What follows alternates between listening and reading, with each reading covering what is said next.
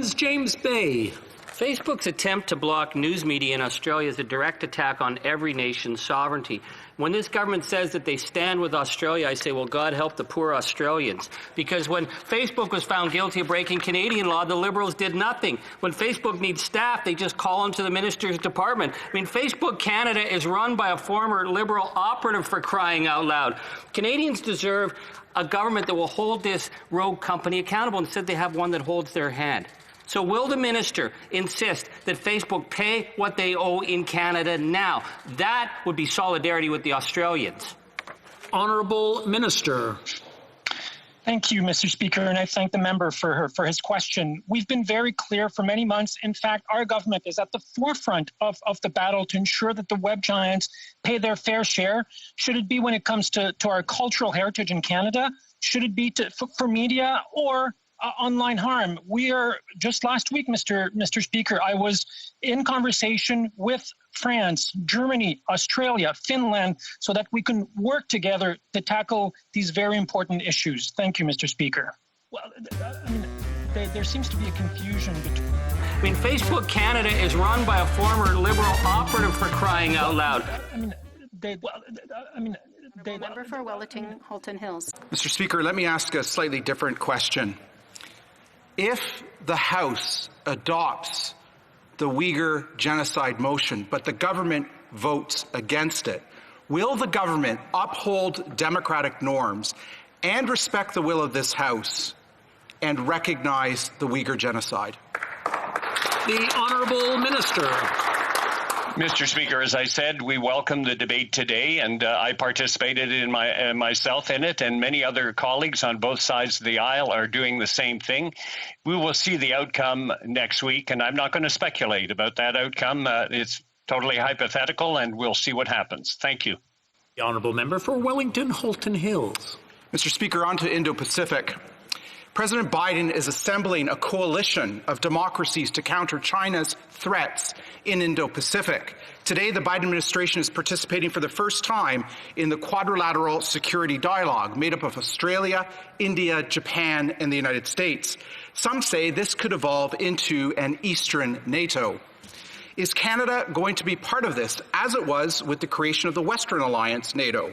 And did the Prime Minister, in his recent phone calls with Prime Minister Modi and President Biden, raise this issue? Honourable Minister. Mr. Speaker, Canada has had an interest in the Indo-Pacific area for trade. For example, our participation in CPTPP. We're very interested in the ASEAN group of countries. We have a number of interests with respect to countries like India, South Korea, Japan, and others in the region in Southeast Asia. It is natural for Canada, which is a trading nation, to want to develop those, and we will be continuing to do that in the years ahead. Channel Report.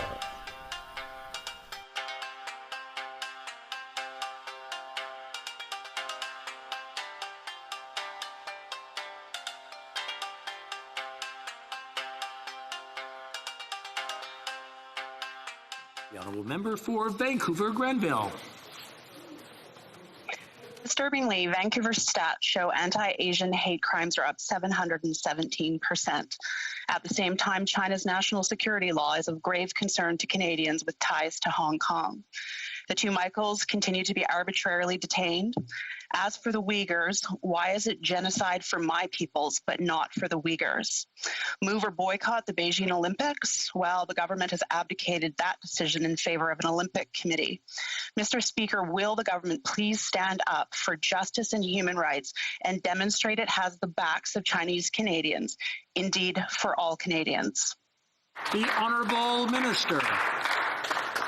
Mr. Speaker, I thank my colleague for the question, and as we have stated repeatedly, we are gravely concerned with the allegations coming out of Xinjiang with respect to the treatment of Uyghurs and other Turkic Muslim minorities.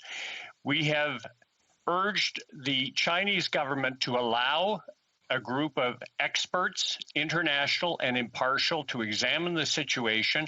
And at the same time, we are working with our international partners and putting together our expertise with respect to the allegations, the serious allegations that have come out of China.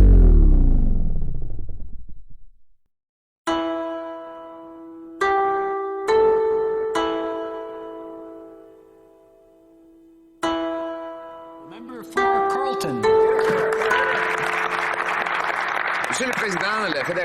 Mr. Speaker, the Independent Federation of Businesses today published a report saying that 1 out of 6 small businesses felt or were considering permanent closure. Now we're talking about 20% of jobs in the private sector. We've already lost more than 800,000 jobs. Unemployment rate is 1/3 higher than the average in the G7. The government promised 1 million jobs. When? When will these workers get their paycheck? I mean, Facebook Canada is run by a former Liberal operative, for crying out loud. I thank my colleague for the question, because it gives me the opportunity to share good news with Canadians. This week, the International Monetary Fund published its annual report to assess Canada. The report revealed that the strong and decisive actions of Canada have allowed essential support to our economy and allowed our financial markets to function, as well as protected lives and means of subsistence for Canadians. These aren't my words, they're the words of the International Monetary Fund. The honourable member for Carleton. Update their talking points over there instead of just reading a selective quote from some starchy report. The reality is this. Here are the numbers. Across the G7, the unemployment rate averages 6%. In the U.S., it's 6.3%. In the EU, it's 7.5%. In Canada, 9.4%. We are far worse than all the other countries who are also facing the COVID crisis. Isn't it clear that while those economies are suffering under COVID, our economy has the added problem of suffering under the policies of this government? The Honourable Deputy Prime Minister. Mr. Speaker, let me be clear about the Facebook Canada is run by a former Liberal operative, for crying out loud. Workers and Canadian jobs. As of January, Canada had recovered 71% of the jobs lost since the beginning of the pandemic, and that compares to only 56% recovered in the U.S. And Mr. Speaker, Canada has a 64.9% labor force participation rate. That's higher than Germany at 56%, the U.S. at 61.7%, higher than Japan, higher than South Korea. We are doing well, Mr. Speaker, in tough times. The honourable member for Carleton. That answer just demonstrates how out of touch this government is. The policies were working. We wouldn't have 834,100 Canadians more out of work than were a year ago. If it were working, then we wouldn't have an unemployment rate that's 50% higher than the average of the G7 and of the United States of America. The reality is that this government is delivering among the worst jobs records on planet Earth, and Canadians are starting to wonder how they're going to put food on the table or roof overhead. When will those people who've lost their jobs get their paychecks back? The Honourable Deputy Prime Minister. Mr. Speaker, Canadians know the debates in this House are inevitably partisan. And that's why I know that Canadians will be really pleased to learn that the International Monetary Fund, the premier international financial authority, this week published a report with a very positive verdict on our government's policies so far. The IMF said that our government's strong and decisive actions provided crucial support to the economy and helped protect lives and livelihoods. And they predict our GDP will grow by 4.4% this year. L'honorable député. The honourable member for Arlebos-Haute-Saint-Charles. Mr. Speaker, for months, we've been clearly saying that the Liberal government has failed colossally in protecting Canadians.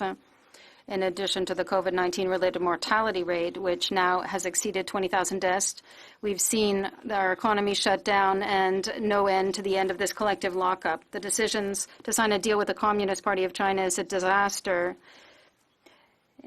Once again, why did they make a deal with the Communist Party of China? The Deputy Prime Minister. Mr. Speaker, with regard to vaccines, let me be clear. Canada received 10 doses of vaccines per Canadian. And we have the most diversified and exhaustive portfolio in the world. We have received 1.5 million doses, and we will receive 400,000 more doses this week alone. The Honourable Member for Ahlebo-Haute-Saint-Charles. Mr. Speaker, I can also be clear with the Minister. Getting 6 million doses by the end of March means 8% of Canadians, or 3 million Canadians, will be vaccinated by the end of March. We're at 54th. Well, then we'll be lower still at the end of March. My question is simple. Does the Prime Minister have a backup plan because the Plan A is a failure? The Honourable Deputy Prime Minister. Mr. Speaker, from the beginning, the government understood that it was important to have an A, B, C, D plan, and that is why we have the most exhaustive and diversified vaccine portfolio in the world. We did not decide to risk being dependent on one single vaccine alone. Health Canada has already approved Pfizer and Moderna vaccines, and Health Canada is looking at AstraZeneca, Johnson. I mean, Facebook Canada is run by a former Liberal operative, for crying out loud. I think we're in Plan D and not far from failure. This morning in committee, the Working Group on Vaccine Vigilance confirmed that it did not recommend the government take part in the CanSino vaccine project with China. The Working Group said that it didn't have the scientific evidence to recommend the project. The government still decided to go against the opinion of the experts and to put all its eggs in the basket of CanSino. We lost time, and Canada wasn't able to develop a new strategy to produce vaccines locally. Why did the government not listen to the experts? Who made the decision? The Honourable Deputy Prime Minister.